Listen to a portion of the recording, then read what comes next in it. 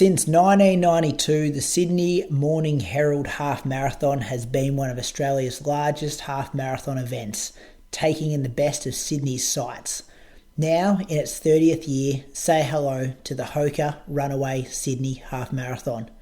With an updated half marathon course and an all-new 10km course, the best of Sydney's city streets are yours to enjoy on Sunday the 21st of May 2023. Entries are now open at runawaysydneyhalf.com.au.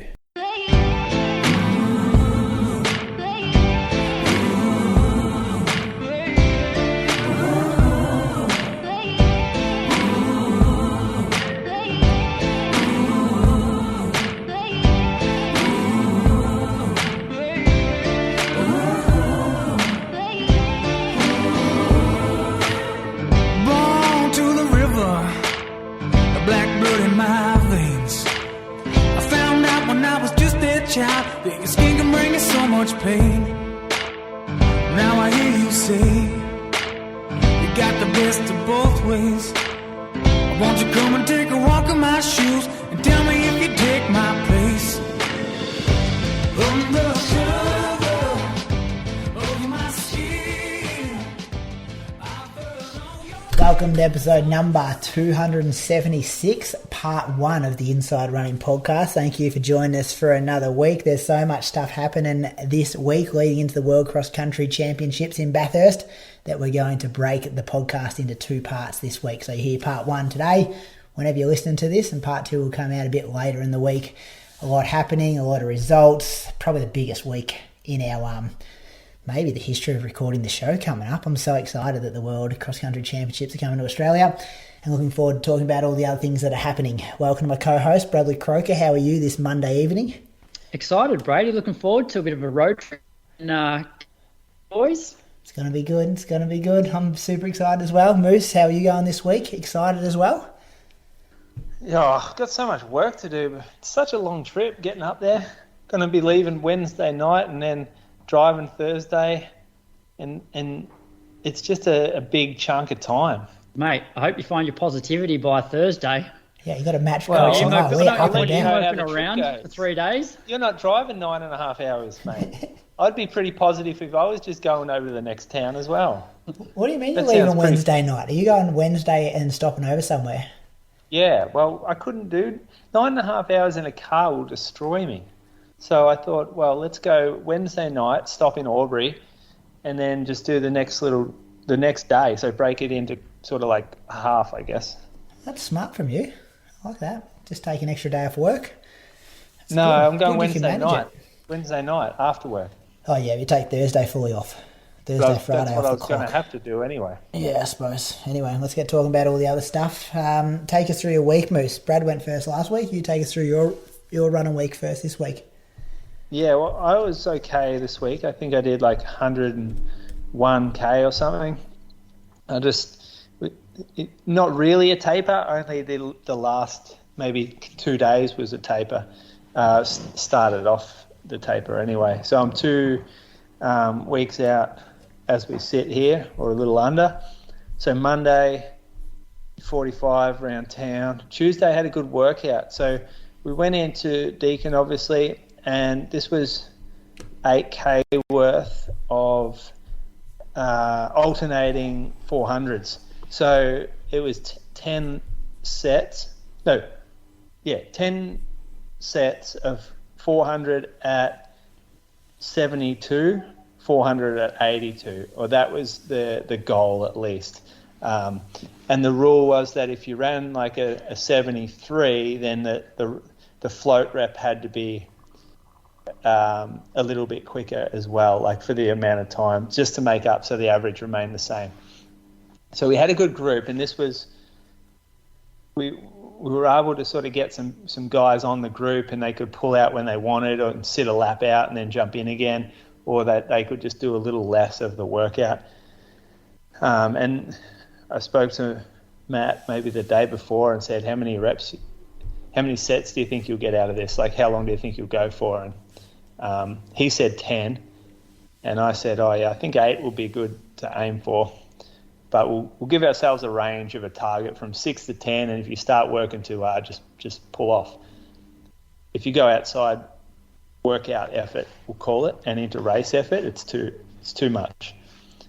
So I actually fucked up the first rep. So off the line, I went 74, which means the first rep was 88, or 74 and then 78. So the guys behind me were like, what the hell's going on here? I thought we agreed it was 72.82, and it's just started in a bit of a shambles. But after that, it was pretty much clockwork, like 71 and then 80 for most of them. 72 a couple, 79 a couple of floats. So the average ended up for me, like I was on track mode, so the GPS is pretty good. I got a spot on 8K, the average of 309, and I felt good at the end. So my last two got going a little bit further. So I went 71, 78, 70, and then, but that was 70 is wrong. I actually went a bit quicker than that. I went through in like 66, I reckon, 67, and then 75 for the last rep. So yeah, it was good work. It was a good workout. There were a couple of, so there was me and Maddie got 10 laps each. Doki went to 8. Will went to 8, and then they stood one out and then did the last one with us. And then a couple of others did their own workout just at slower paces. It was we got it done, and this is a great workout. You get it short and sharp. It's not that short because it's still 8K, but there's no rest breaks. You're constantly going. What, you ever done this one, you two? No, I haven't. I was impressed by it. Commented on your Strava pretty early once you uploaded it. I thought it was a great workout. It wasn't very difficult, to be honest. Really? Like this wasn't a hard one. I don't know whether it's the fitness that I got going or whether we had a group there or it just the paces weren't that tough. What pace did you average for that track 10K a few weeks ago? Yeah, slower than this. Yeah, that's what I was thinking. You've gone 8K in this workout. I'm just fitter now. Yeah, turned a corner. Yeah, it's. Was the weather good? Just fitness. Yeah, weather was fine. Turned to shit after that, but it was a good workout. Like it was good morning for it. No real wind, and like I said, these Tuesdays, like everyone gets up for them. It's a good vibe down there. That's one of the main things that I'm kind of disappointed about, or I'm not looking forward to after this marathon, is that I have to go back and rest, and I won't be able to just keep the ball rolling with the Tuesdays because I'm really enjoying it, and I don't want to stop the momentum, but I'm going to have to. Anyway, Wednesday, yeah, just got out in the morning, 11 clicks. Thursday, same thing, just a bit shorter. And then Friday, I did a workout with Kieran. So Kieran's training for Canberra Marathon, so this was one of his first longer workouts. So it was a long fartlek. We've done these in the past. I love these ones. So I'll read it out to you, just so you know what it is. It's one set. We start 5 minutes at 3:40, 5 minutes at 3:20. Then you roll into 2 sets of 4 minutes at 3:35, 4 minutes at 3:15, and then into 3 sets of 3 minutes at 3:30, 3 minutes at 3:10. So there's no rest break between these. It's just a continuous run, and you're getting faster as the workout goes on. Your floats drop by 5 seconds per K each rep, and you're the same with your ons, dropping by 5 seconds per K. And then the reps get shorter, but you do more of them. So the workout really only gets difficult when you start hitting the 3-minute reps at the end, because all the other paces, it kind of just slowly gets harder, but it's not difficult. And then all of a sudden, like the last rep or so, you do start to feel fatigue from the 45 minutes you've been running. And the paces are getting harder to hit because they're actually quite fast compared to what you've been doing. So it's a brilliant workout. I would recommend others having a crack at this. Moose, where are you getting your paces from for other people who may want to have a crack at it? Yeah, okay. So relevant paces here would be, there's no real template for this. If you look at the fastest rep, the 3:10, is probably about 10K pace. And then the 2 minute, then the 4 minutes before that, it's probably half marathon pace. And then maybe a little quicker than marathon pace for the 5 minutes. And then we were just going 20 seconds slower for the float. Yeah. So if you just go 20 seconds slower and then drop down by 5 seconds each time, you get quicker. And we did them a bit fast. There's no doubt. Like, we didn't hit those paces. We were quicker on everything. So we were 3:17, 3:18, 3:33, 3:12, 3:36, 3:10, 3:19, 3:26, 3:06, 3:26, 3:05, 3:27, 3:01.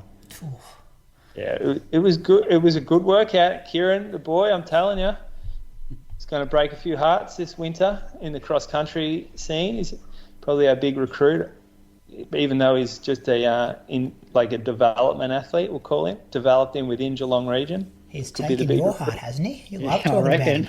Yeah, I don't coach him. The new Alan Pashley. Five messages a day. You mentioned Kieran. Isn't he staying in your room at Bathurst? He's coming to stay. You might also bond with him. I'm looking forward to meeting him. Hearing so much about him these days. He's committed to the cause, and that's he shows up. Don't get a lot out of him. Real unassuming character. However, can put the runs on the board in training. Haven't had a lot of great races from him yet. That's one thing we're lacking. So that's the year for races. What about poor Toby, Brady? From being at the top, gold medal in the lead up to Valencia. Now he's barely hanging on for bronze, I reckon. Yeah, haven't heard much about Toby from Moose for a long time. If he actually ran Valencia, then we could be talking. He could be still in the same breath as Kieran, but he isn't. Kieran's good with the ladies too, isn't he? Didn't you say he's a landscaper, real big arms and tan and stuff? Certainly doesn't have big arms. Not sure how good he is with the ladies. Pretty quiet on that front. We'll see how he goes over the weekend in Bathurst. Him and Zaka can go head to head.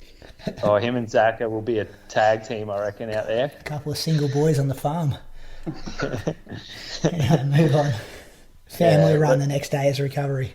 Family run. So Bree had Pia on the bike, and we went up. She wasn't enjoying it that much, so we decided to run to the golf course, where Anglesey Golf Course famous for all the kangaroos on there.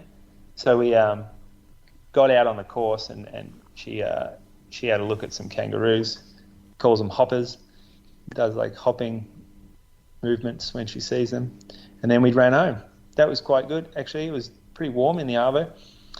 And then the next day, this was a kind of a nothing run for me, because it wasn't supposed to be fast and it wasn't that long. It was 26k. We ran some hills though.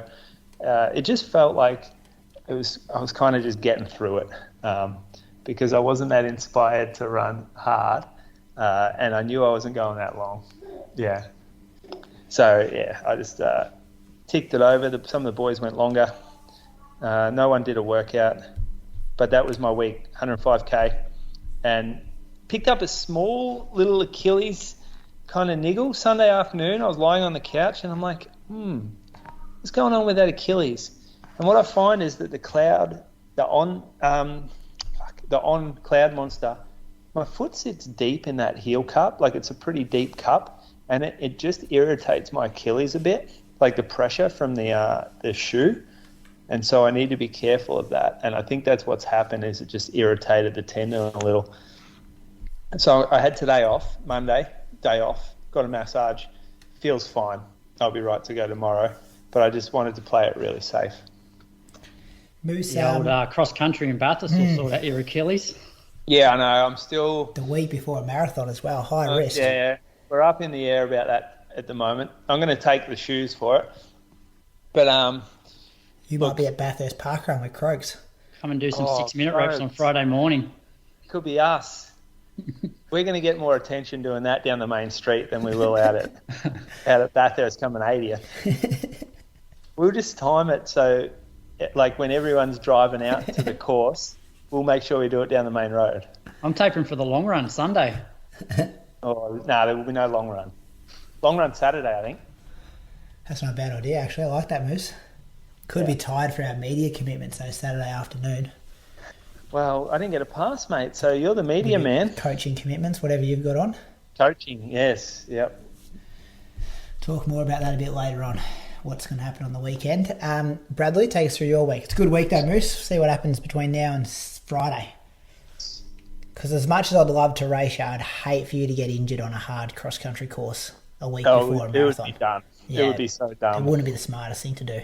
And look, I'm not a chance in Athletic Australia's eyes, so I'm not going to let anyone down there. Yeah, that was unlucky. I did read the media release today that they did about the golden ticket race, which I thought was good and bad. They're kind of giving it that attention, I suppose. I suppose it's good. Anytime any people are talking about the golden ticket, well, athletics is a good thing. But they did do an article today talking about the favourites in that golden ticket race, and they mentioned that Liam Adams would be the first potential winner. Ed Goddard You'd in call there. him a lock, wouldn't you, Liam Adams? Tom DeCanto and multiple world mountain running representative Leo Peterson from Australia. So no mention of the 2019 Australian marathon member Croaks from Doha, Julian Spence. When did they start rating fucking world mountain running and world half marathon over actual world championship running? You got short memories. 2019 wasn't that long ago. Oh, stiff. And 2:14 marathoner. I'd have you ahead of Ed Goddard too, I reckon. See, he represented Australia at the World Champs. I don't think he has. A half? Yeah, maybe? half. I reckon your World Champs is higher than Tommy and his. World Champs just sits below Olympics, above Com Games. We've all agreed on this. That's signed, written, delivered. We don't need to worry about so it. It should be Liam the headliner and you the support, and the rest of the boys line up. Question for you. Sorry. I got a question for you afterwards, Moose. All right. 8-time World Cross representative, Liam Adams. Would that become 9-time World Cross athlete if he wins a ticket and goes in? No. You have to be wearing an Australian singlet, I think. Okay, next question. What are the athletes going to wear who are golden ticket, who are running in this race against, like, obviously it's a country versus country event? I know the answer to this one, Moose. I heard it. Are you concerned? Hang on, before you answer it, are you concerned that having a bloke in a busted up tradie singlet, which Liam races in, isn't going to be a good look for the World Cross Country Championships? I'm more concerned with someone just marketing the shit out of themselves. Oh, yeah, and just banging the first 200. Yeah, I just reckon it'll look gross, but anyway. I believe they get given a black ASICS kit to wear. Okay. So they all have to wear this same. See, I like that. Except Liam won't like that, though, because he blocks out the logos. Like he won't be wearing an ASICS if they're not paying him. That's a good point too. Like, should you be forced to wear something if you're not representing anybody? Although it's not like you've made the team and you don't have to run if you don't want. Part 2 of this week's episode was meant to be about all world cross country stuff, and here we are already. But I do like it. It's hard I know the excitement's high. So, Moose, my question for you is, and I know the marathon, it's not a major goal for the year. Like you've said that you want to be, focused on a marathon later in the year. But if you were coaching somebody who was running a marathon over in Japan, would you get them to do this 6K cross country the week before? Nah, I wouldn't get them to do that. So just think about it in the lead up this week. I know, and I've been thinking about it a lot actually, especially after seeing the course and how cambered it is. Yeah. And going through sand and I'm just thinking, fuck, my ankles are going to be sore after that.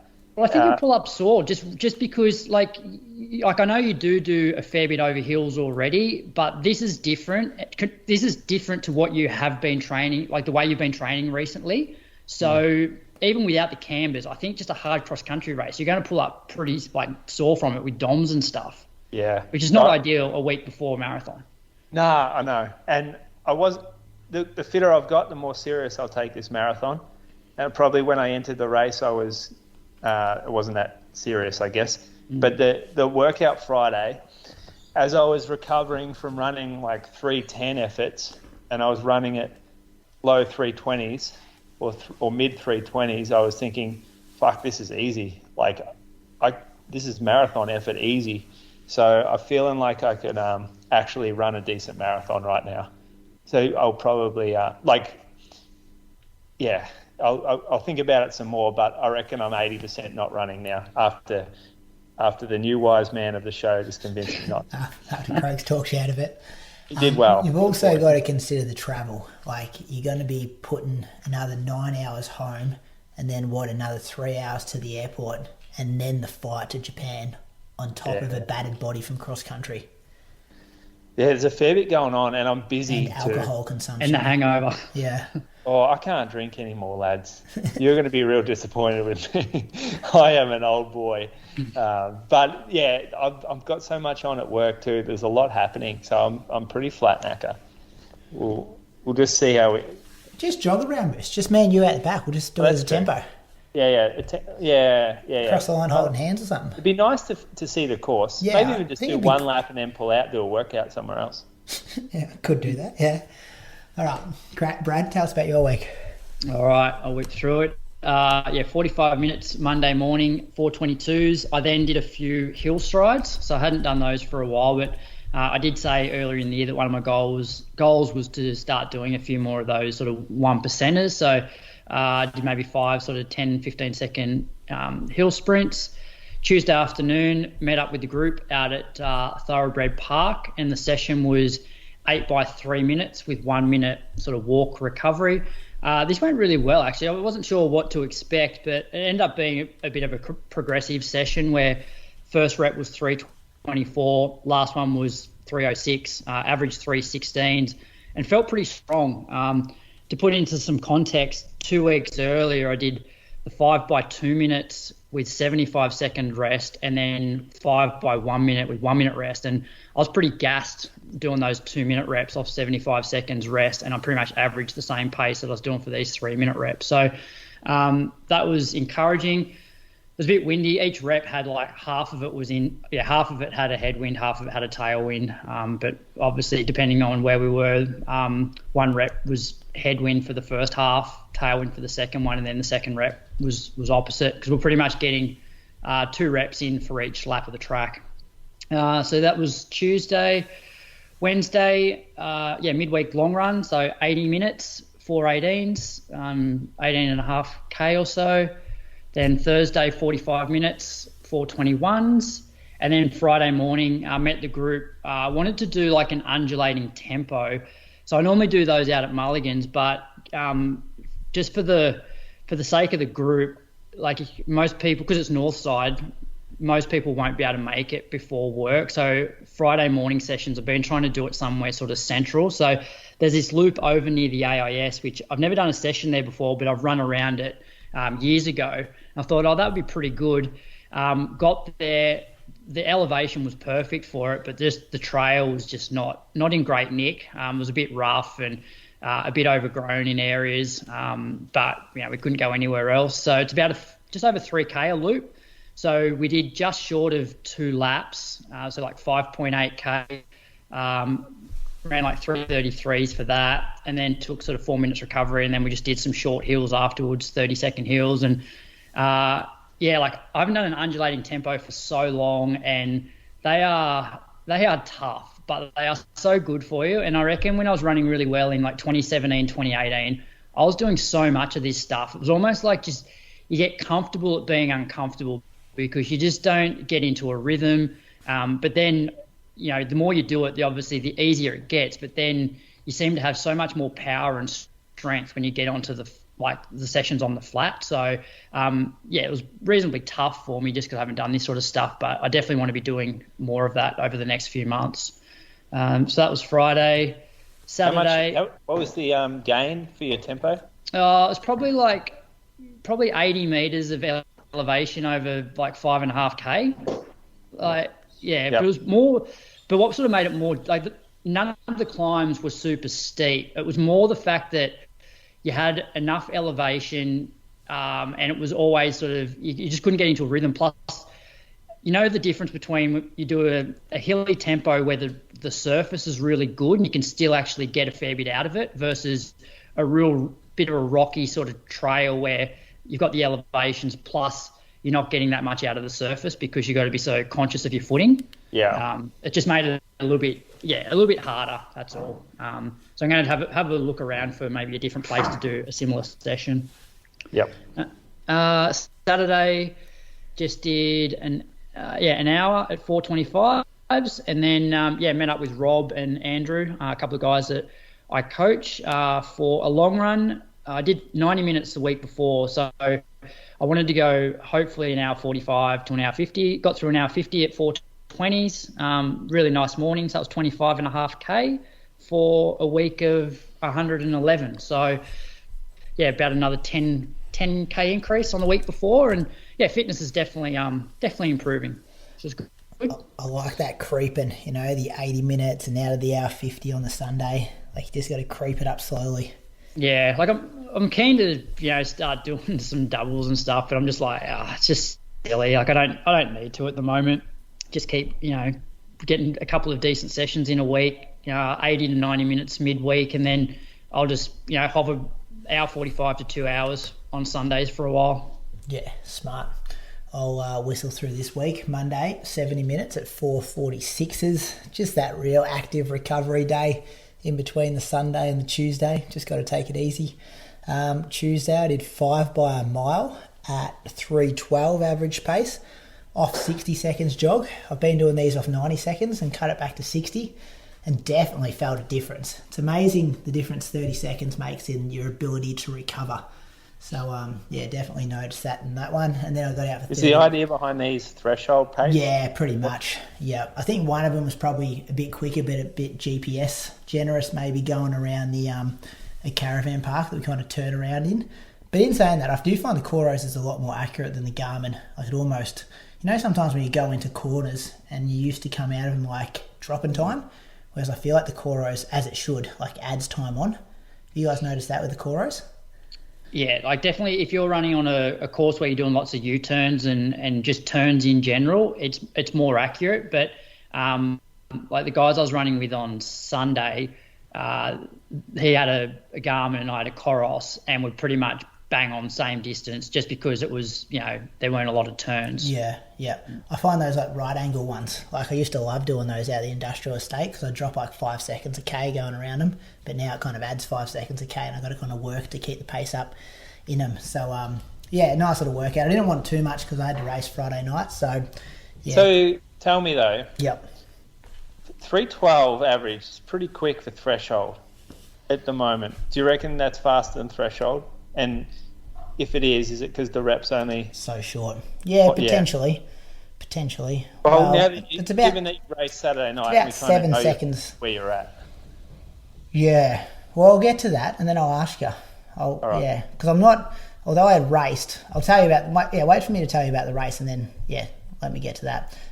Wednesday I did 90 minutes before work, 4:24s. Getting pretty dark early on now, so I kind of got to stick to the roads before the sun comes up. We got on some nice riverside trails in there, which was good. Thursday I did 12k easy with 5 by 15 second strides. And then Friday, the day of the race, I did 25 minutes in the morning at 4:45 pace before work.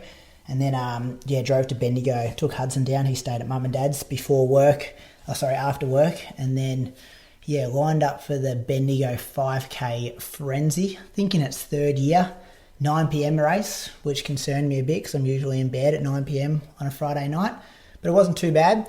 It was hot. It was 29 degrees and pretty windy. The plan was I tried to tee up a bit of a 15-minute group. So I had Jamie the Beast Cook, he had a ticket, Glenn McMillan had a ticket, 2 blokes from Ballarat Moose that you'd know, Luddy, and there was another guy from Ballarat Harriers. Keith Scott, that's right. His name did escape me there for a second. He was on the train. And there was a young kid from Bendigo as well, Jaden Padgham, who occasionally runs with us in the relays for Division 1. So we had about like 5 or 6 of us. Oh, and there was one of your mates too, Croaks, from APS. I didn't know him, but when the gun went, he kind of took us through in 72. So I was like, beautiful, this is good. We just got to sit in this big pack. Archie, Nath, and Ben Buckingham out in front. So I was just like, just try and win this second pack. We went through the first K in like 3:03, which I was like okay with because I thought, oh, we just kick down at the end and find those 3 seconds if we want to go under 15. And then the beast went to the front, took probably 500 metres, and then coming into the wind with 8 laps to go, I thought I'd help him out and do a couple of laps. And then it kind of dwindled real quick. And no one kind of stayed with me at that pace. I think I went through 2K in 6:04, and then 3K maybe, I think it was like 9:08. Ended up running the last 8 laps solo. Ran 15:09. Come home in 2:56, which was all right. Kind of went to sleep a bit in the middle there. But I guess I was a bit disappointed initially, like 15:09. I'm not sure if you guys know, but my PB is 14:09, so it's about a minute off that. But it was hot. It was after work. I didn't really taper. I think it's probably in that kind of like 14:40 to 14:45 shape that I thought I was beforehand, which I'd probably take. And like, I wasn't, like when we talk about A races, B races, like C races, this was really a C race, something to get involved in and have a crack at. So yeah, the time initially annoyed me, and then I'm like, oh, that wasn't too bad. I think it's worth quicker than that. And the good thing was I felt strong, like I was solo working into the heat and wind, but I felt like I not so much had an extra gear, like the pace felt solid, but I didn't fade. So, I come fourth. I nearly got Ben. He got me by 4 seconds in the end, but he was probably at least 100 metres ahead of me at one stage in the race there. So, thought it was a good, solid effort. What do you think it's worth, Moose, in the weather? You got one of those heat calculators? I was asking it for you yesterday. One of the ones told me 13:50, weren't you saying, Brady? 13:50. No, well, the boys were saying take a minute off. I'm like, boys, that's too generous. Don't take a minute off. Maybe take off 30 seconds. And like, Nath, for example, how hot was it? How hot was it? 29 degrees and 16k an hour winds. I took a drink out the back straight. Never had a drink in the track race in my life. Put it into perspective. 15:07. Hey? It's interesting though. I reckon 5K is probably at the point, like 3K, I don't reckon heat has much of an impact. 5K is still on the minimal side because it still is only 15 minutes. Yeah. It's definitely worth some time, but it's not like running a 10 or a half or a marathon where you're taking where it's minutes, Like, put it this way, I didn't even think beforehand. I was like, the wind's going to be what impacts it here, not the heat. But like, when you get that dry wind and then your tongue sticks to like the roof of your mouth, like that was like yucky. One of the calculators I used, Moose, told me it was 14:38. I'll give you 15 seconds. What's your one? Oh, yeah. So I think maybe round me up to 15:10. Take 10 off for the weather. Take 10 off because I wasn't tapered. Take 10 off because I led the last 8 laps solo. Do you know what, though? What'd your calculator say, Moose? It doesn't matter. You didn't run it. So we're not doing this. Yeah. Because we're not, there's no point doing this. I hate this conversation. No, but I'm just saying that if I'm analysing my own fitness at the moment to set my threshold pace for workouts, I'm not going off 15:09. I'm going off 14:50. Yeah. So I put in 14:50 into the Macmillan calculator, and they're saying threshold is around 3:14s. Oh yeah, there we go. And so half marathon at 3:15s. Yeah. So 68:41. Yeah, I'd run quicker than 68:41 at the moment, I reckon. You got to realise I was tired. We had our swimming carnival during the day and stuff. I was walking up and down the pool at 38 degrees in Moama all day. Mate, it's all right. You don't have to be. You don't have to justify it us. I know. Did you write your own intro that you got the commentator to read out? No, I didn't. Huh? I was shaking my head with whatever he was saying, Brett Gilligan. Gee, there's a bit of carry on. Always a bit of carry on from Brett. He likes the mic, old Gilligan. But good event. It's good. I think they had 100 entries. So just always gets rough weather there, though. It's never good. Remember the year we did it? It was like 30k winds, I reckon, that night. Yeah, that was hot. What did we run then? 14. I think I was 14:52, I reckon, and you were maybe 48 or 47 or something, maybe. Yeah, something like that. Yeah. Better field, though. Oh, much better field. Or put it this way, Nath won in 14:36, and you ran in 14:15 the week before at Box Hill. And he said that was harder at Bendigo, but I guess he did a bit more leading. Marquee's not there anymore. No, the market, I think it's still got some money though. Like every different race had different sponsors, And then But going through the tent, that was cool. That was the first year. That was what they did well. Yeah, I think that was. I think they had a big grant, or would have blown over on maybe not. It wasn't as windy as that year they put it up. I think they had a big grant that first year to put on an event. Right. Anyway, stayed over, got to bed with the 9 p.m. races. You don't get to sleep until late. Got to bed about 12:30. Hudson woke up at 3:15. Wouldn't settle, so I ended up in his bed until 6 a.m. when he woke up. So I was pretty tired Saturday morning, but got out for 16k just around Bendigo. Averaged 4:46s. Nice loop in there. Saw the new skate park in Bendigo, which was nice. Then back in Moama Sunday, got out for 32k. First 25k was with Archie. Averaged 4:06s. Feeling really good on Sundays at the moment. Just feeling like I can pick it up a bit at the end, which I did after Archie finished up, so kind of got rolling at your pace, Croaks, for the last 7k there. Averaged 3:56s, and I think I'm going all right. I'm getting there, 140k week. Be interesting to just give me 2 or 3 more weeks, boys, and I might be able to show you something impressive on paper. See what we can find. Anyway, other big news though, boys. Big weekend for Echuca Moama. You would have seen my boy Todd Murphy playing cricket for Australia. How good's that? Deal, mate. How'd the Aussies go, Brady? Heaps of people writing in. Didn't he take 7 wickets, Croaks? I don't really follow cricket, but a lot of people writing in saying this bloke's from Moama, Brady's hometown. So you go to primary school with him? He went to the primary school I worked at, yeah. St Mary's, Echuca. He wasn't in my room, he was in the one next door though, with Rob Morris. Used to teach him technology, which is good. So hopefully he remembers me. Just amazing though, isn't it? And we've got Moama McDonald's. That's opening soon as well. So there's lots happening in the town. Once the town gets a Macca's, it's fucked. Well, we've already got Echuca Macca's, but now we're getting one in Moama. Yeah, that's the end of the town. Yeah. I'm sorry. But no more culture, no more small town vibes. You're over now. Have you got a Macca's in Anglesey? No, but Torquay cop one, and after that, no more talk. It's just a city now. It's a metropolis.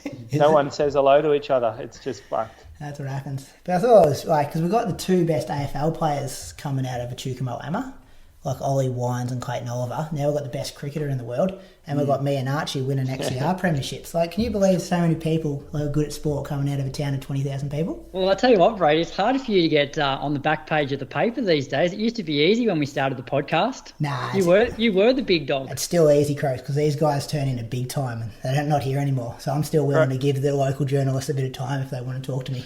You obviously didn't hear the introduction that they gave him at this Bendigo race. What did they say, Moose? I actually didn't hear it. Oh, it was made. I almost threw up just in the beer that I was drinking. Couldn't get over how many people in the crowd. I reckon the premiership this year really made running huge in Bendigo, and people rocked up to kind of see some of the premiership runners. There was no one there compared to the year we did. I had a look at it actually. You can't actually see how many people were there. There was nobody there. Would have been a couple hundred. It was at a stage. I'm a big fan of these small events, but what I was thinking was gee, this has really dropped off since the time that we did it. I went for a warm-up, and then people were getting out of taxis getting there. Like, it was like when you go to the races, it's like that kind of vibe. People being on the beers and got a taxi to the local sporting event. Couldn't believe it. Anyway, move on. Yeah. What did the guy say? What did the guy say?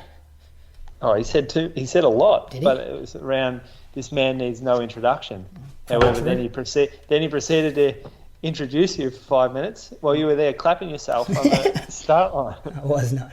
Yes, you were. I was getting out of there. I was waving him off. Anyway, it was good. Let's thank some Patreon supporters. Bradley, kick things off. All right, I've got a couple. The first one is to an Anna. I have absolutely no information on Anna, so any Anna that listens to the show, thank you for your support. You guys know any Annas that have signed up Patreon? Nah, don't know any Annas. No. All right, so that's one shout out. My other one is to Andre Puntervold Pereira from Stavanger in Norway. He's an amateur runner, sporadic road cyclist and skier, and third wave coffee enthusiast. What's third wave coffee? You guys know? Never heard of it. No? I couldn't tell you. I went through his PBs, so 16:44 for 5K, 33:36 for 10, 72:07 for the half, and 2:35, which he did at Valencia last year. Plans on doing Berlin or Valencia this year. And listen to this for a bio. He's a doctor with varied experience from both general practice and general medicine. He's an approved petroleum, diving and naval doctor and commissioned lieutenant in the Norwegian Army with experience in selection, training, and teaching at a professional military unit. Jesus. Ooh. That's a nice bio, isn't it? What's a petroleum doctor? Approved petroleum He'd dive diving down to where they drill for petrol and stuff, wouldn't he? Yeah. Oil, stuff like that, I reckon. Oh, I don't know. Yeah, it's a good one. That's a good one. Thanks, though. Andre. Jeez. That's a big, smart guy. Third Way Coffee is a movement in coffee marketing emphasising high quality. Beans are typically sourced from individual farms and are roasted more lightly. Real hipster shit, that. Real high-end hipster stuff. No Nescafe 27 for him, you reckon, Moose? Nah, that's like you're paying $10 for a cup of coffee and you don't even know the difference type stuff. Oh, The it'd be Lee's a $10 doctor. in Norway, wouldn't it? Just for instant coffee, I reckon. Oh, yeah. They're loaded over there. Anyway, thanks, Andre, for your support. Moose, who you got? Luke Norman. So Luke is from Christchurch in New Zealand. He's run 5K on the track in 18:22, then 38:02 at the 2021 Wellington Road Champs, 83:21 83 minutes at the 2021 Christchurch Half. Ran his marathon debut at last year's Auckland Marathon, where he ran 3 hours and 35 seconds. Stiff. You know, he had his eye on the watch from like 25k onwards. Runs for Wellington Scottish, and Luke is a director in the deal advisory team at KPMG. What's that stand for? Oh, it's one of those accounting firms. The deal advisory team. Ooh. May have a couple of kids too, Luke. Thanks, Luke, for your support. Another fast guy. I'm going to thank Frederick Brew from Kristiansand in Norway, which I looked up, west coast of Norway, population of about 24,000 people. Highest ever weather degrees there, 32. Coldest day, -14. Follows me and Christian on Strava, but not Moose. What, all Brady? Does he follow you? Don't know. Because you know how you see when you click on them, because it's locked down. Yeah, it's it only shows who else they follow, mutual people. I don't understand that. Why would you follow slow runners and not a fast runner? Good blokes he wants to follow, I reckon. I don't understand that. Maybe he'd fucking get a bit faster if he followed a fast runner. Trying to find him now, Croaks, to see if he... 20... Yeah, keep going. Sorry, I'll rip him one after this. Okay. Let me get back on track. We found some possible results in the 2021 Romsdale Half Marathon, where he ran a time of 76:33. Not sure if that's him, because we also found a marathon result from the Oslo Marathon, where he ran in 2012, where he ran 3:23. So if that is the same guy, solid improvement to go from 3:23 from 76:33. Which you'd expect, you know following gurus from Brady and Christian. Yeah, he ain't following Christian's training, because he'd be going backwards if he was doing that. He's back. He'll be coming back soon. Catching up with him and Toby, hopefully. Toby's keen. Just got to get Christian on board, hopefully this week. So that would be good to talk to those boys. The Monthly, we're going to rename that show, boys. The Monthly with Christian and Toby. Do you like that? Once a month? Yeah, it's good. You could make a reference to the female menstruation cycle. You don't want to be on that with those two boys, to be honest. These shows are off the rails as it is. Shoe Geeks coming out, so that'll be on Patreon. Shoe Geeks coming out Patreon the next couple of days as well, so give you that to listen to early. And the big news that dropped today on Patreon, maybe gone to social media, not sure if Zach has sent it there yet, is that we announced the panellists for the Road to London, which is going to be a 10-week series leading up to the 2023 London Marathon. It's going to start, the panellists are going to be Nick Earl and Ali Pashley back together, which I'm looking forward to after their time on Road to Nowhere together for such a long series back in the day. And they're going to be joined by the greatest Australian female marathoner of all time, Sinead Diver. So it's going to be a massive panel to put together. Looking forward to hearing their training, all three of them. Nick's going to host it, so we'll make the other two the superstars. And then, Nick, you'll get back in shape. Don't sleep on him. Before you scare everyone off, just mention that he's not going to provide much insight. He's going to be asking the questions. He'll be recapping his week as well. Sinead and Ali will they're the stars here. He can read the questions and then fade into the background and then read the next question. No, he's got That's some good his job on the show. Looking forward to hearing that. It's going to be starting next week, we're thinking. So that's going to be the week after Ellie does World Cross. So she'll be recapping that in the first episode. And then, 9 weeks before the race, 1 week after. Hear how 3 of the best prepare for the London Marathon in 2023. Massive thanks to our Patreon supporters for making series like that possible. Because without them, we can't possibly do them. Anything else? And thanks to Zaka for the awesome promo. Oh, yeah. That's legit. He's doing some good promo there. Good at computers, isn't he? Yeah, good at computers, that bloke.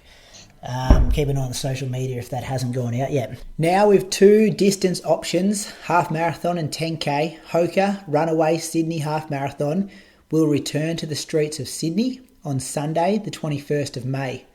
The Sydney Morning Herald Half Marathon has been part of Australia's running calendar since 1992, with the latest evolution seeing it become Hoka Runaway Sydney Half Marathon.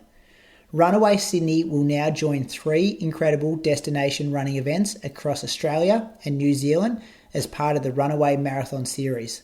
Don't just run one, run them all. Enter now at runawaysydneyhalf.com.au and save with early entry fees. Let's quickly whip through some running news, boys. Let's start with the Adelaide Invitational.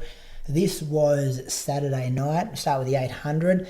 Ellie Sanford, good run from her, 201.1. She got the win over Georgia Griffith, 201.7. Keely Small, 204.3 in the 800. This is what I turned on to see. Lachlan Raper got the win in 147.7. Riley McGowan was second in 147.8. Jared McCleaf was third in 148.0. Big kickdown, wasn't it? You kind of throw a blanket over the majority of the field in the last 50 metres there. And then, Lachlan come out with the win. The big story here, though, was Matt Centrowitz was there, Centro.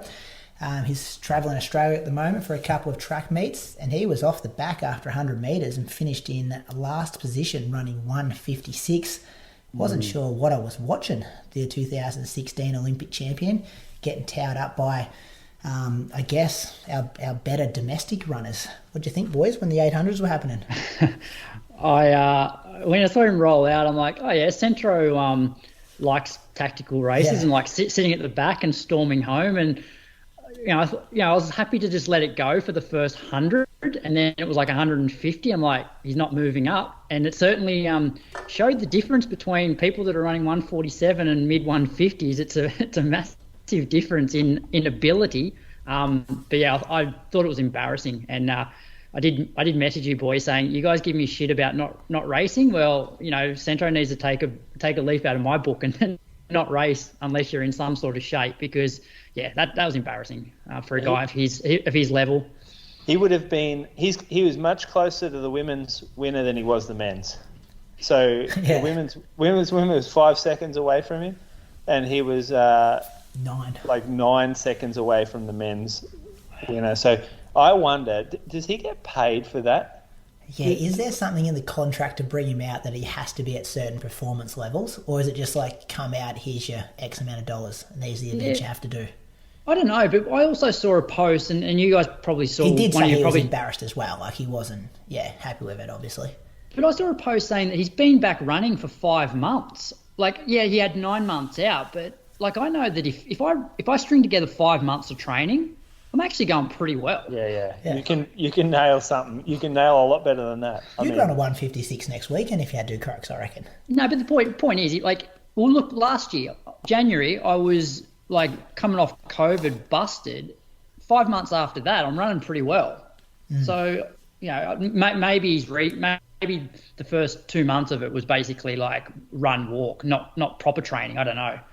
But I can't see him, I don't know. He's running the mile, isn't he, down in Melbourne next? Yeah, against Stewie and Ollie. What are they going to do to him if these boys did that? Yeah. I don't know. Yeah.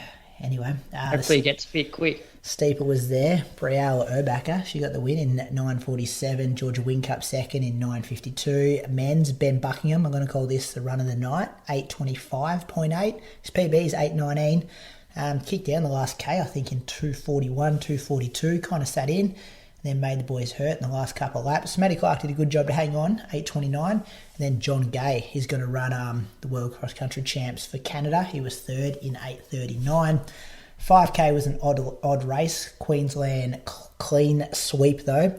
Jude Thomas got the win in 13:48.3. Callum Davies second, 13:48.6. Jack Bruce 13:50.51. Boys kind of let Seth do all the work and then came home super quick. Like, it slowed a lot during the middle there. A couple of 68, 69s. They were kind of running 14:10, 14:20 pace. And then I guess the guys who backed their kicks wanted to just get the win and kick home. So, which I think is fair enough for the kids. Maybe I'm thinking a guy like Jack Bruce probably should have helped helped Seth out a bit and kind of done some work at the front to get things going. But everyone thinks they can outkick everyone, don't they, boys? You'd be thinking the same thing watching that race? I wouldn't have thought Jack Bruce would be confident of outkicking Callum and Jude, given that those guys ran like mid 350s for the mile over in New Zealand. Why sit though? And I don't know. I just thought like they just left Seth hanging, like everyone's sitting on him for so long. I felt for him a bit.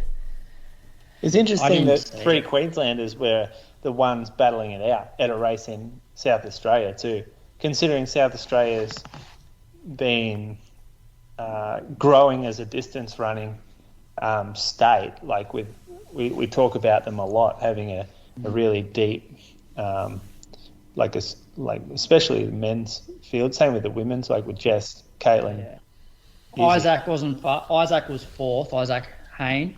Yeah. And I think Adrian Potter was maybe in like 5th or 6th. And then you got Matt Clark, but they're not in the top 3, are they? When they easily could have been. And Matt Clark was in the steeple. Oh, sorry, Matt Clark. Yeah. Jacob Cox was in there too, I think, wasn't he, Croaks? Another South Australian? Yeah, I think he's a bit injured, though. I think he's got some broken ribs or something. Okay. So he pulled out. Yeah, all right. Then the 1500, Lachlan Cornelius got the win there in 3:49.0. Stefan Music was second in 3:50.1. Jonathan Harris was third in 3:50.2. Slow times for 1500 at an invitational. I guess my summary of the event was it felt like more of a state-style event, not like a national tour event invitation that kind of travels around to different capital cities. And I get why, because the New South Wales 5K champs are on the same night. World Cross is next weekend. Box Hill Burn was last week. Like, there's a lot of events happening at the moment.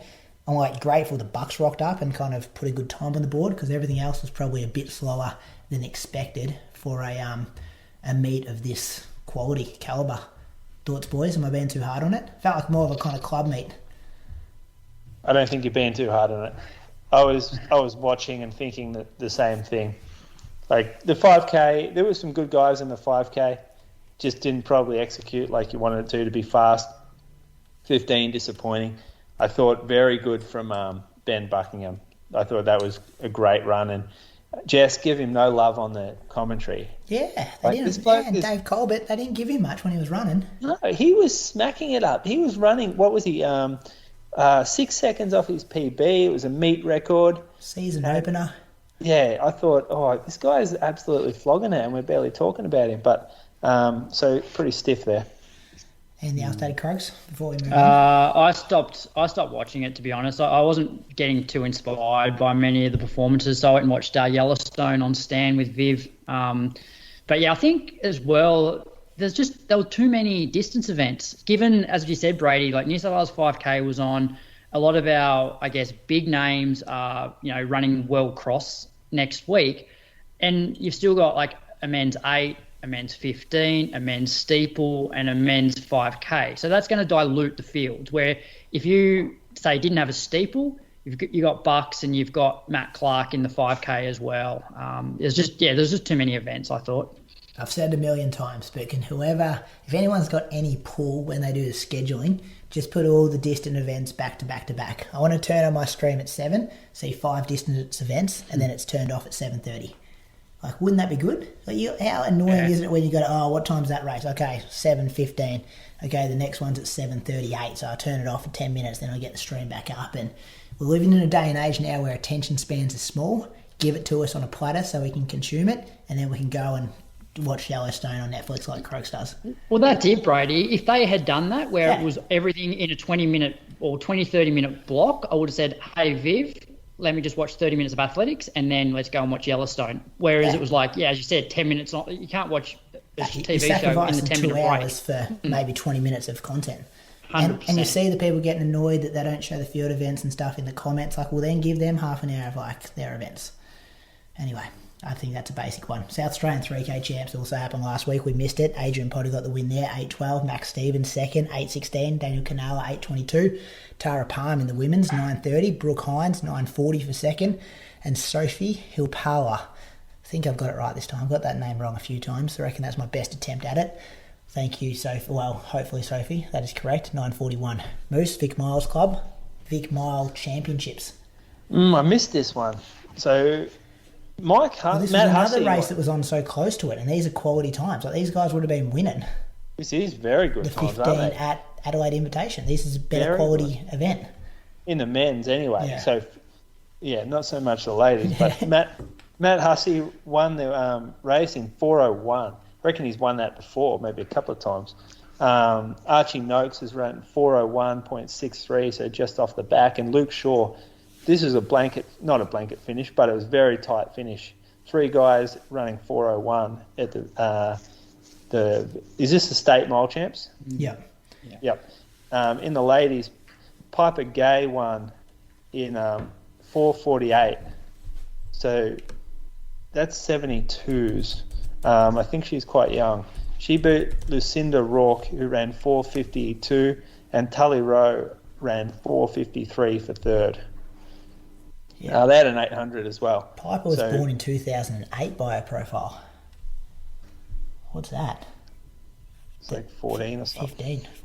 15 this year. That's young. That's real young. That was the third year in a row that Matt Hussey had won it too. First time in history. Yeah.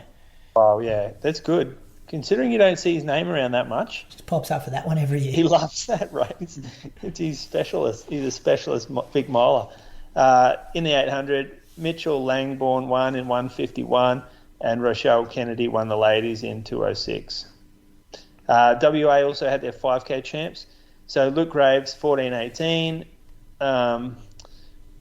Kenji Nana, 14:24. Brendan Dimmer, 14:26. And in the ladies, again, probably not as deep in the ladies here. Charlie Rose Carleon, ran 17:29. Cian Monks ran 17:36. Third place, Josie Wilson, 17:43. Krogs, New South Wales 5K champs. Yeah, so Holly Campbell, had a commanding win. She won in 16 flat, similar to your race, Brady. I think it was still like high 20s when this was on. Take a minute off then, Holly. Yeah. She's coming up for the interview this week too, Krogs.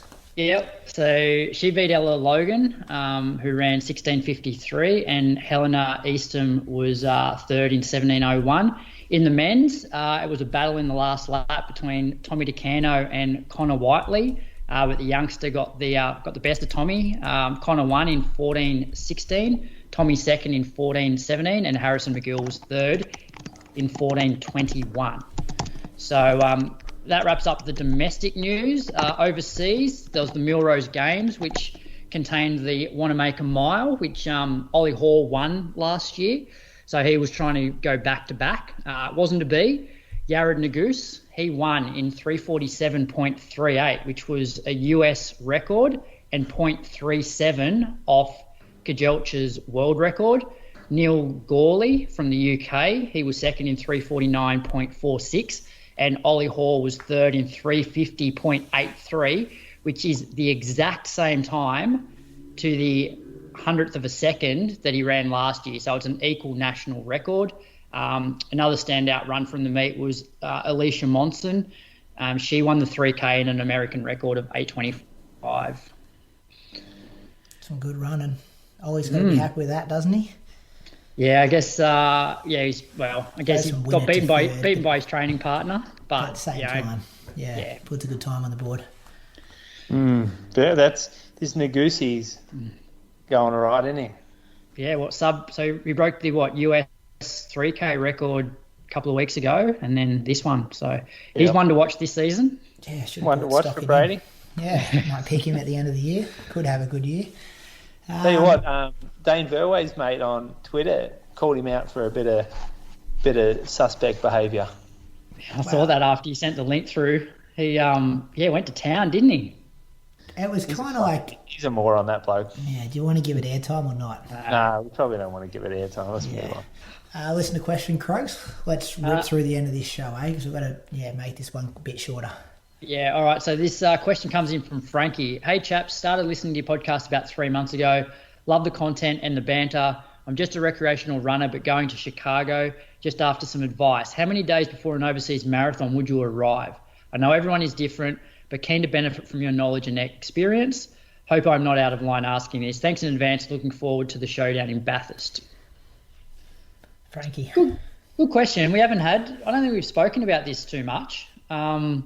Personally, I think it depends how many time zones you're changing. So, for us to go to Japan, the time, there's not a big difference in the time zone. So, you can go in there a couple of days before the race and be fine. Whereas if we're traveling to Europe or the US, you probably want it to be more like, 5 days, if you can afford it and you've got the time, 5 to 7 days before. Yeah, I've always, whenever I've gone to Berlin, have tried to leave on the weekend before the race. And because the time difference when you get there, you kind of lose that 24 hours. So you might say you fly out on the Saturday afternoon, you kind of arrive Sunday afternoon their time. And then I feel like maybe on the Tuesday, Wednesday night, if you're kind of in a pattern of sleeping well, but everyone's going to be different with that. But then you've got at least 2 or 3 days to kind of get where you're feeling good before the race. And that was always easy because you could take that 1 full week off work because you're not going to be there at all. Yep. And then just coming home takes a long time when they add that time difference back on. You've got to give yourself a day of potential flight cancel or missed transfers as well. That's something that happens more often than not these days, especially in Australia, these fucking Qantas and that cancelling flights or postponing them or whatever, and then missing connectors. So if you're booking a flight, because it's something like I'm racing on the Sunday in Japan. I'm flying out Friday morning, fly to Cairns, then to Osaka. Every chance that Jetstar will fuck that up. And then all of a sudden you're there like late Saturday at Arvo and you're racing Sunday morning and your sleep's wrong. You've been eating poor food for the last couple of days. So you need to be able to be comfortable, I think, at least 48 hours before the race. Just for the food factor to get your eating right.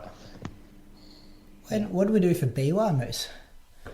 I was in Japan already, yeah. I think I maybe did the Thursday or the Friday, yeah. Yeah, I went over I flew Thursday morning, and then I stayed in Osaka as soon as we arrived Thursday night, and then caught the train up on the Friday. Yep, I reckon I did the same because I followed what you did the year before. You sent me all your accommodation and stuff. The one thing I hate about, if we go overseas for a marathon, often you want to, make it as part of a holiday as well. But the problem is, you go over a week before the race, and that whole week you don't do anything fun because you're saving yourself for the race, and it almost just cuts into your holiday period a little bit. Yeah. Right, yeah. I sat in my Airbnb for like 6 days solo. Yeah.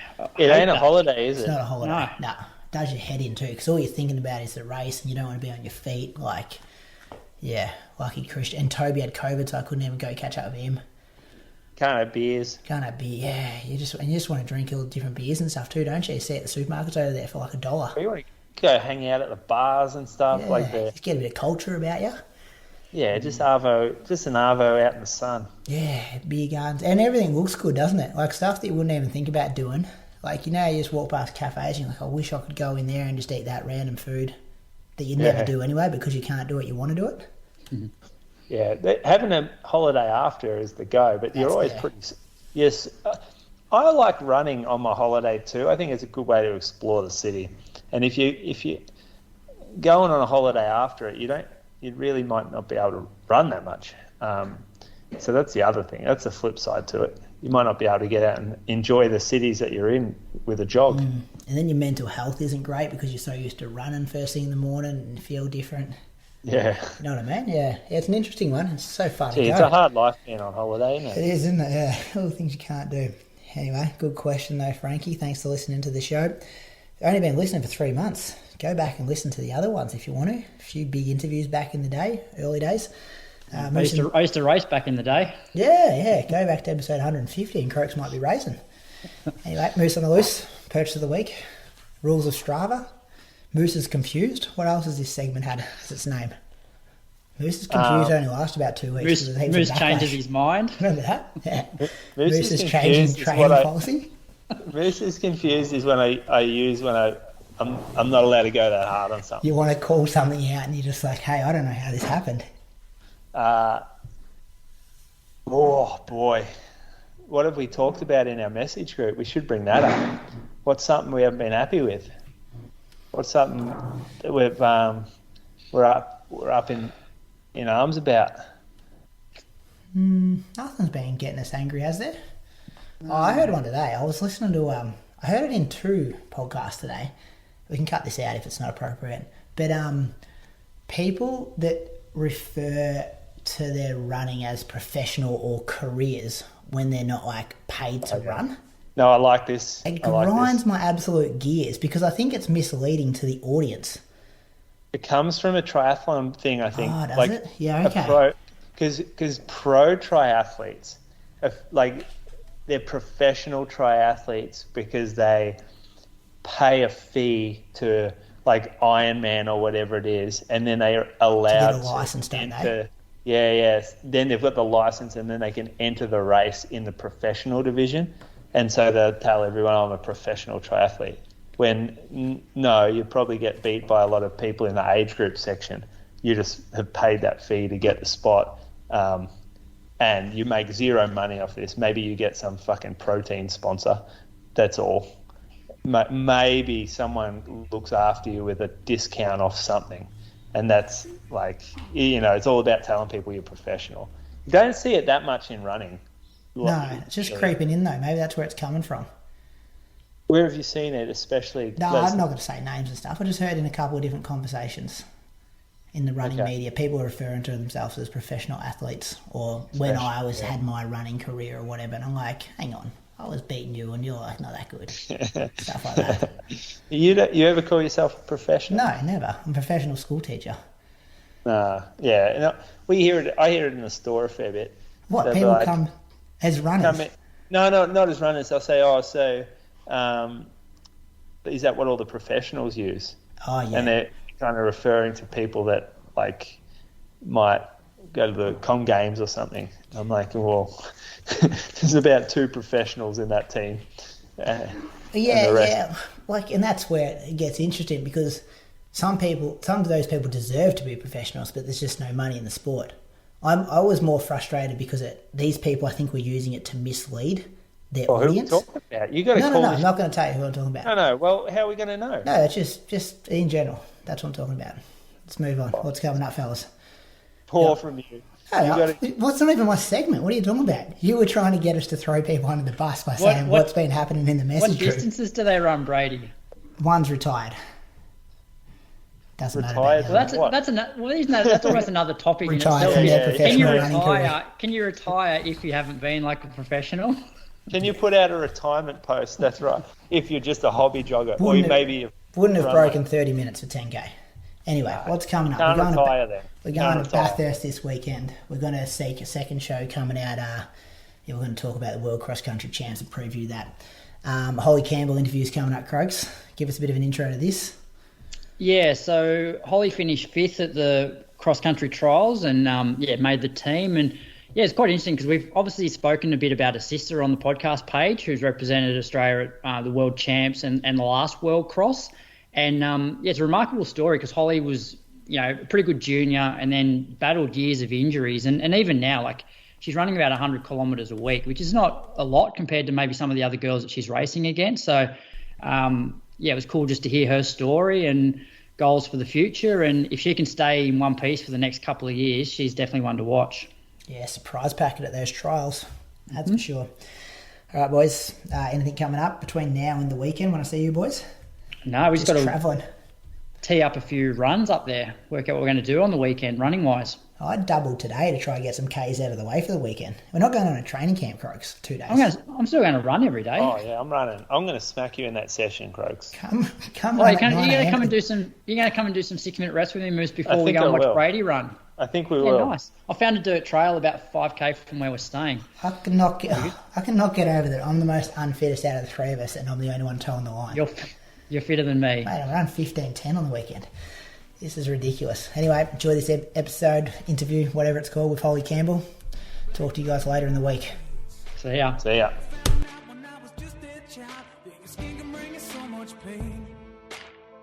Now I hear you say you got the best of both ways. Won't you come and take a walk in my shoes and tell me if you take my place?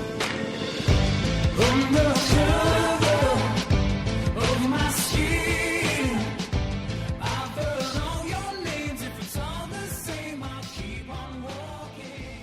This week's guest is the current New South Wales 3,000 metre champion and last year's Australian bronze medalist in the same event. She recently booked her ticket to the World Cross Country Champs in Bathurst with a 5th place finish at the World Cross Trials. Welcome to the Inside Running Podcast, Holly Campbell. Thanks so much for having me. No worries. Firstly, thanks for giving up some of your Saturday afternoon. The boys and I really appreciate it. And congratulations on your selection. You must be stoked. Yeah, no, I'm really excited. It's been a goal of mine for quite a while now to make it onto this team. So it's great to finally achieve that and be able to have a crack at the World Cross in a few weeks. Yeah, and look, don't take this next question the wrong way, but the women's field was stacked at the trial, and I think it's fair to say that a lot of people wouldn't have picked you to finish in the top 6. How confident were you of making the team, and what was your strategy going in? Yeah, look, I was feeling pretty confident because I had a pretty flawless preparation. We've been focusing on that trial for quite a long time, and I knew I was in really good shape. I definitely saw the start list and sort of had a bit of a freak out and was like, oh, this is a very hot field. But I knew I was fit and I was really excited to just go out there and see how I stacked up. So yeah, I mean, I was confident, but also the caliber of the women that I was racing against, I feel like, you needed to have a good day to make it onto that team. Yeah. And was there a particular session or a race that you did in the lead up that sort of indicated that you were capable of making the team? I think in preparation for the trial, we started to do like a lot of longer sessions, longer fartleks and that kind of thing. And I was handling them really well, and I seemed to be responding to that kind of, longer, more strength-based training really well. So yeah, I mean, my sessions probably indicated that I was, right there in contention. Yeah. And were you surprised with how strong you were over 10K cross? Like, especially given, I see you, well, predominantly in the past, you've been known as a sort of a middle distance track runner. And so for some context here, you ran 33:49 at Stromlo, which is like an undulating grass track in warm weather. Yet your 10K PB, according to World Athletics, is 35:21 at the Sydney 10 in 2018. So was it a surprise to, I guess, be running so well over the longer distances? Yeah, I mean, that definitely was a bit of a surprise. I remember before the race, this is like literally 5 minutes before we went to the start line, my coach, Jeremy Roth, he said to me, you don't have a lot of experience over the distance, so, this is what we're going to do. And I feel like it was only that moment where I was like, yeah, I actually don't. I sort of had a mini freak out. But I don't know. I was just like so focused and confident that I would run well, that I'm actually not that surprised by the result. And I think probably my 10K PB doesn't really reflect, the last couple of years, just because I haven't actually done one or focused on that. So a bit of a surprise, but I was pretty confident. And do you want to talk us then through the actual race from your perspective, like what your plan was and how it played out for you and how you felt throughout the race? Yeah, absolutely. So basically we kind of discussed, Leanne was sort of the form athlete, and we know that she trained a lot on Stromlo. So the sort of plan was just to kind of go in and tail her a bit, see what she did. I kind of remember pretty slow at the beginning. Everyone was sort of together through the first lap, and then we sort of got to the uphill and S bends at the end of the second 2.5K loop, and Rose started to kind of push it along a bit. I was feeling pretty good. I'm pretty naive at the 10K, as we discussed before, so I was like, you know what, I'm just going to go with her. I'm the kind of person who quite likes to be like near the front of races. I feel pretty confident. I don't like to sit back that much. So I kind of went with her at that point, and I think maybe me and Leanne and Rose broke away a bit, but then I probably started to really battle around 7K, and I was like, oh, I'm in trouble here, like I'm sort of going backwards a little bit. The main thing that I wanted to not do the whole race was look behind me, so I didn't look behind, and I was like, just keep running hard. From what I'd been told by my sister and my partner, who both sort of are good 10-kilometer runners, they were like, everyone starts to hurt in that last few K. So, you just got to keep working. At the end, or towards the end of the last lap, I could hear footsteps behind me. I think I was in 5th at that point. And I think it was Amelia Mazzadowney actually caught up to me and went around me. And then I was in 6th. And that was like enough of a kick for me to be like, oh my God, you're just about to lose all this hard work. So then I just remember I was just like, I'm going to work really hard up this final hill. Everyone's hurting. It's going to be a really tough K, but you've done so well to this point, so let's just give it a crack. And I ended up closing really well, and got a great result. Yeah, and did you find the heat in the second half started to take a toll? I wasn't too bothered by it. I was actually struggling a bit with running downhill. I'm not so good at that. So my legs were definitely taxed, but I had practice running in the hot weather, and I'm pretty good in the heat, so it didn't bother me as much. Yeah, like I said, so the show after World Cross Trials, I said that I was more fascinated by, because for the trials, I was like, first 3, automatic, but it's more about the battle for 4th, 5th, and 6th, because generally they send, often the top 6. And for you, it was like, there was yourself, there was Amelia, and then there was Ellie, and it was like, well, one of you 3 wasn't going to fit in the top 6, and you obviously held it together really well. So before we talk about sort of World Cross and the goals there, I think it's important that we talk about your running journey because a lot of people would be aware of your twin sister Paige as she represented Australia at World Cross in 2019, where she finished 29th, and the world champs that same year in the steeple. But people aren't probably as aware of yourself, largely because you've been on the sideline with injury. So how did you get into the sport? And can you tell us about the injuries that you've had and the setbacks? Yeah, absolutely. So I guess me and my twin sister Paige, we grew up on a big farm west of Warren. So it's about 8 hours drive west of Sydney. I guess we just grew up there just being really physically active. Paige and I just used to run around everywhere. I was lucky enough to come to school in Sydney when I was in year 6 to boarding school with Paige as well. So I guess we kind of got more into our running once we got there, although, we weren't really world beaters, but we really enjoyed it, playing a lot of different sports at that stage. But, did quite well. I think I made the New South Wales team for the national all schools when I was in about year 9. So I probably started to be running quite well by that age. Although never managed to make it to a national cross until I was in year 12. So not so good at the cross, but probably just not fit enough. And then after high school, sort of probably was a little bit unsure of whether we were going to keep running or doing sports.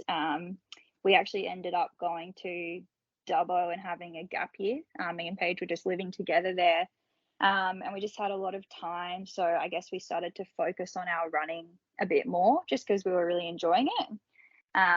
So started to do some more consistent training and definitely got some good results. I think, I came second in the Zatopek under 23K in my last year as a junior, which was a bit of a surprise at the time. And that definitely spurred me on to think, maybe I'm pretty good at this. And yeah, so we went from there, and we've ended up in different cities, but now I'm in Sydney.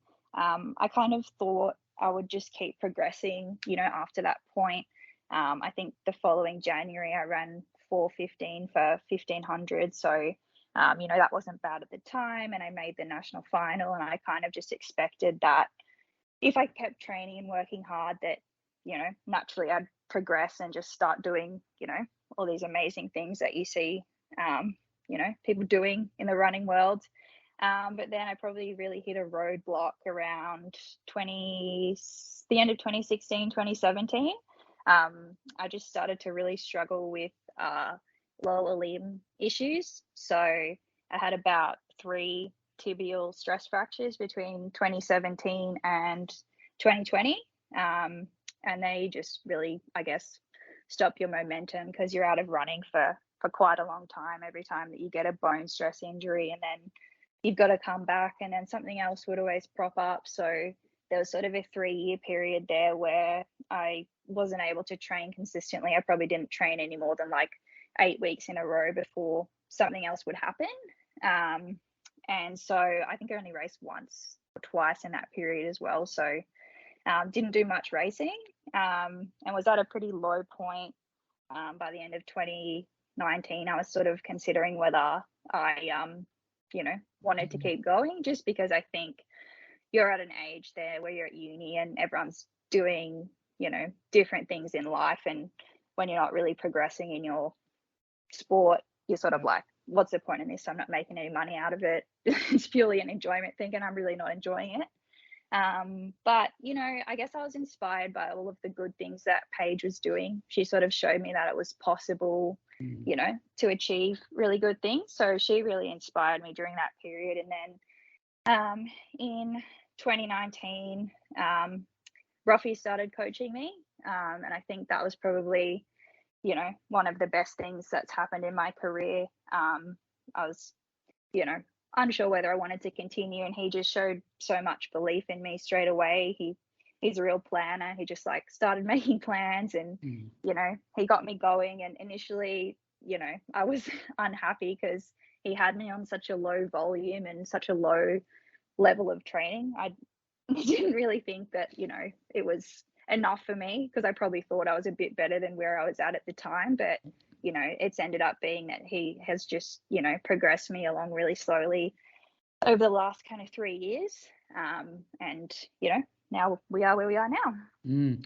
But even since Roffy started coaching you, you still had a few ups and downs in that period. And were they still lower limb injuries as well? Yeah, so they were all lower limb injuries. So I've had a couple of calf tears in that time as well. They're pretty much, and one metatarsal stress fracture in my foot. So pretty much anything below the knee for me is a bit dysfunctional, but I seem to be going okay at the moment. So yeah. And did all these running injuries and the time where you thought about quitting, has it changed your perspective on running and competing? I think so. I think it sort of taught me not to take anything for granted, because I think, when I initially kind of started to go really well as kind of a late teenager in my early 20s, everything wasn't handed to me on a silver platter, but I just made so much progress so quickly, and I just kind of thought that, naturally you progress. But definitely it put some perspective to my running. I'm just happy to be running well and enjoying my running at the moment, and I'm aware that it's pretty fickle. You can get injured at any time, and it's also taught me to manage with my injuries really well, so that's probably a good thing.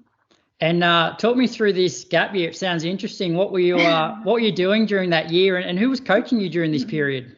Yeah, so honestly, I think we both just wanted to have a year out and make a bit of money. So we just lived there, and we kind of worked half the day together in the local fruit and vegetable shop there. So just awesome.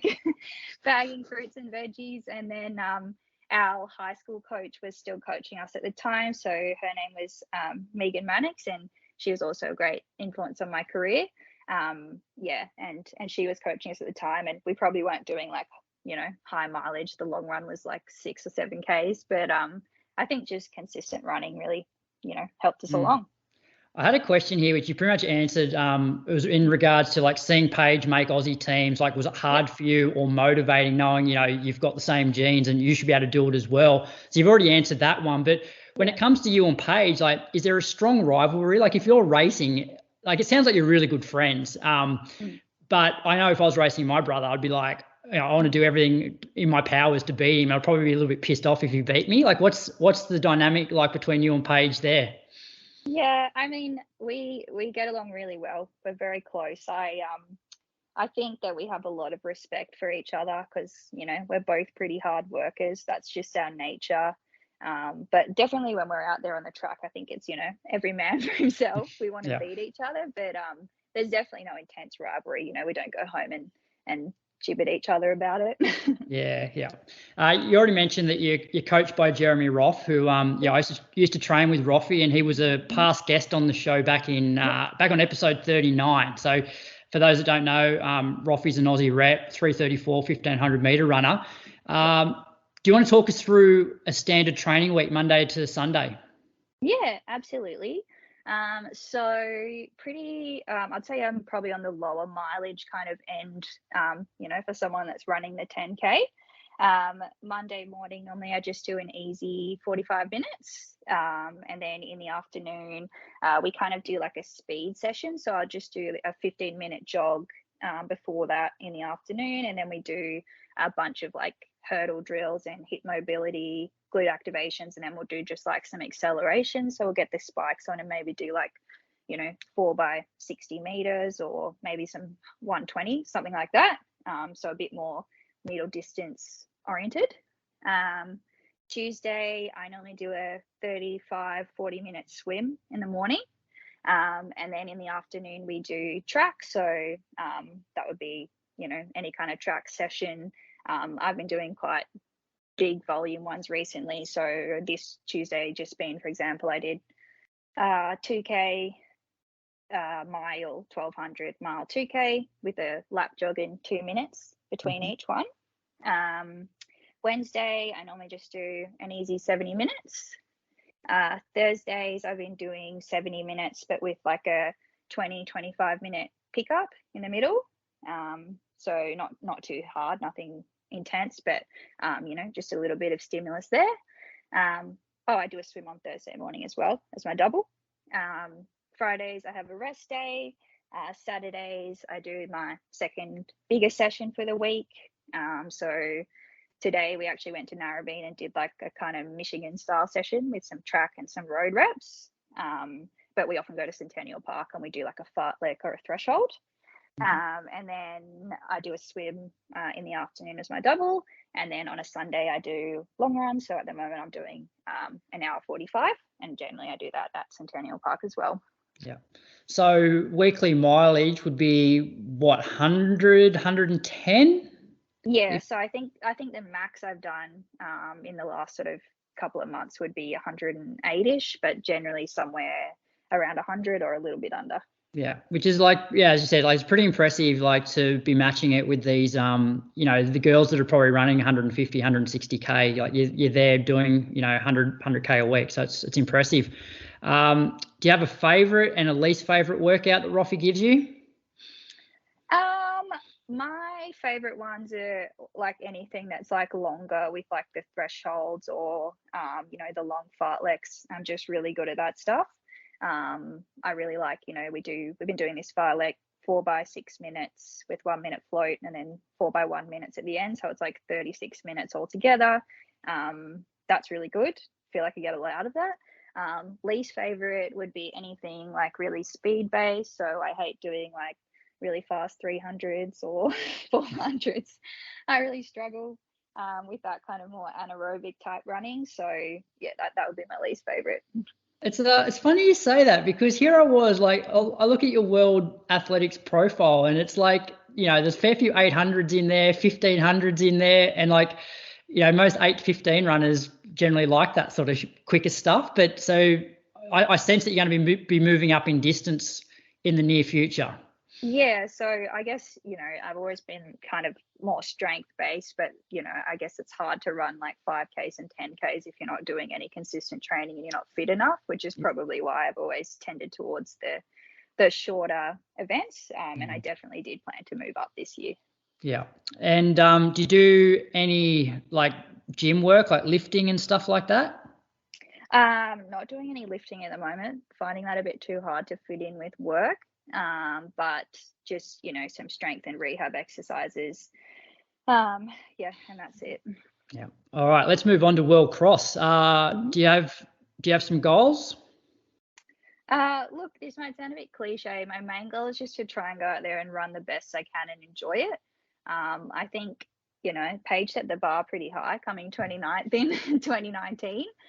So I think maybe like a top 40 would be a really good result. I reckon you want 28th. 28 should be the goal. I really do think us Australians do have an advantage here, just because we've been training in the climate. But I did run the test event at Bathurst back in September, and I mean, it wasn't the whole loop, but it was pretty tough. Yeah, and so because you've run part of the course, is there anything that you and Roffy have been doing over since the trials to prepare specifically for that course? Nothing awfully specific. I really think it's not like a quick course. No one's going to run super fast on it just because of how difficult and undulating it is.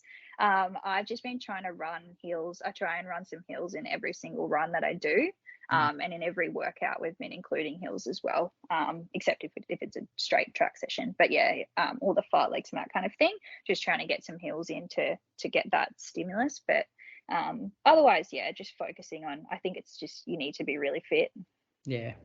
And when does the Aussie team meet? Like, does everybody fly into Sydney and everyone gets bussed out to Bathurst, or how does that work? Yeah, so I believe everyone's flying into Sydney, and then World Athletics is running buses out to Bathurst. But we've also got the option to drive up if we want to. So me and there's another junior boy in my squad, Bailey Habler, who's going as well. So we might drive up together on the Thursday before the race. Okay, yeah. And have you had much to do with the other girls on the team? I have met most of them, but I wouldn't say I know everyone super well. I kind of look up to a lot of them, for the last few years. So it'll be really good to get to know some of them, I think, when we're there. Yeah. And goals for the rest of 2023. So has it been hard preparing for a tough cross-country course while still having one eye on the track season? And how have you been balancing that? Yeah, I mean, I think sort of the back half of last year and even up till now, the focus has really been on the cross country. I'm trying not to, have too many things going on at once. I think that makes it really difficult if you're preparing for something as big as like the World Cross. So goals for the rest of the year is definitely to try and get out there and run a few good 5Ks, because I think I have a lot of potential over that distance and I haven't run many. So it'll be good to do those. I would like to go overseas this year to America or Europe or potentially even both, just to try and do some racing and, expose myself to some really good competition and just practice and see how well I can do. Yeah, so I might actually just run through, it must be a really exciting year for you, because if we go through your personal best, I'd say just about all of them, you're capable of rewriting them based on what you did at the World Cross Trials. So just correct me if I'm wrong, but 800, 207.3 back in 2017. Yeah, that's probably not in danger. 1500, 413.99, which was done March last year. Yep. 3K 908. Yep. Was that to get the bronze at Nationals? Yep. Last year. Yep. 5K. Now there's two here. So 5K on the track is down as 1654, but 5K road is 1550 from the Gold Coast last year. Yep.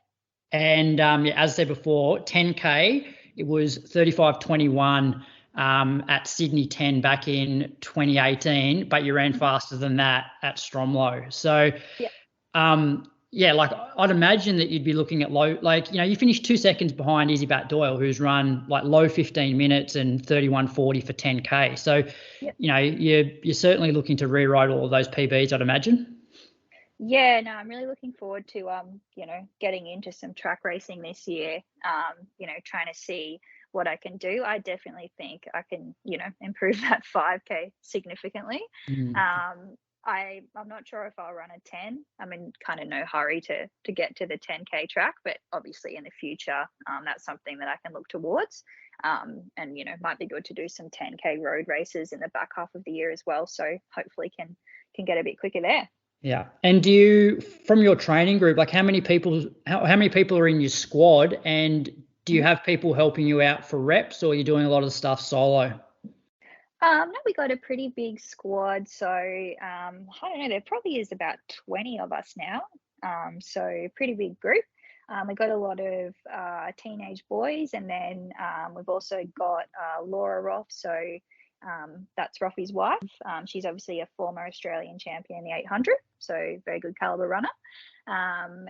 James Niparis runs with us as well for sessions. But mainly I always have someone to help me with at least part of what I'm doing, because, we've got plenty of us, things overlap.